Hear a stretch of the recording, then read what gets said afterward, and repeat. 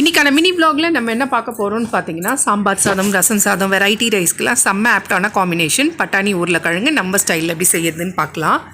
First வந்துட்டு ஒரு 4 உருளைக்கிழங்கு கட் பண்ணிவிட்டு அதை தண்ணி சேர்த்துட்டு ஒரு 2 விசில் இல்லை 3 விசில் மீடியம் ஃப்ளேமில் வச்சு விட்டுருங்க. உருளைக்கிழங்கு நல்லா வெந்துடும். இப்போ ஒரு கடாய் வச்சு அதில் ஒரு 4 டீஸ்பூன் எண்ணெய் ஊற்றிக்கோங்க. எண்ணெய் நல்லா கொஞ்சம் காஞ்ச உடனே ஒரு 1/4 டீஸ்பூன் கடுகு, 1/4 டீஸ்பூன் உளுத்தம்பருப்பு சேர்த்துட்டு கருவேப்பிலை உருவி போட்டுக்கோங்க. ஒரு 2 வெங்காயத்துலேருந்து 3 வெங்காயம் மீடியம் சைஸ் வெங்காயத்தை எடுத்து கட் பண்ணிவிட்டு அதையும் சேர்த்து நல்லா கோல்டன் ப்ரௌன் ஆகிற வரைக்கும் வதக்கி எடுத்துக்கோங்க. அதுக்கு அடுத்தது தக்காளி ஒரு 4 தக்காளி மீடியம் சைஸ் தக்காளி எடுத்து கட் பண்ணி அதையும் சேர்த்துட்டு நல்லா ஸ்மாஷ் ஆகிற வரைக்கும் வதக்கி எடுத்துகிட்டு இஞ்சி பூண்டு பேஸ்ட் ஒரு 1.5 டீஸ்பூன் சேர்த்துட்டு நல்லா பச்சை வாசனை போகிற வரைக்கும் வதக்கி எடுத்துக்கோங்க. அதுக்கப்புறம் நம்ம தண்ணியில் போட்டு அலசி வச்சுருந்த பட்டாணியை சேர்த்துட்டு ஒரு 2 டீஸ்பூன் குழம்பு மிளகாய் தூள், 1 டீஸ்பூன் கரம் மசாலா, உப்பு தேவையான அளவு, மஞ்சத்தூள் ஒரு 1/4 டீஸ்பூன் மட்டும் சேர்த்துட்டு நல்லா கலந்து விட்டுருங்க.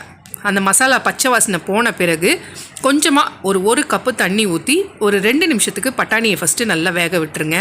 அதுக்கப்புறம் நம்ம உருளைக்கிழங்கை தோலை உரித்து கட் பண்ணி வச்சுருந்தோம் இல்லைங்களா, அதை எடுத்து சேர்த்துட்டு ஒரு 10 நிமிஷம் ஸ்லோ ஃப்ளேமில் வச்சிங்கன்னா சூப்பரான பட்டாணி உருளைக்கிழங்கு ரெடி.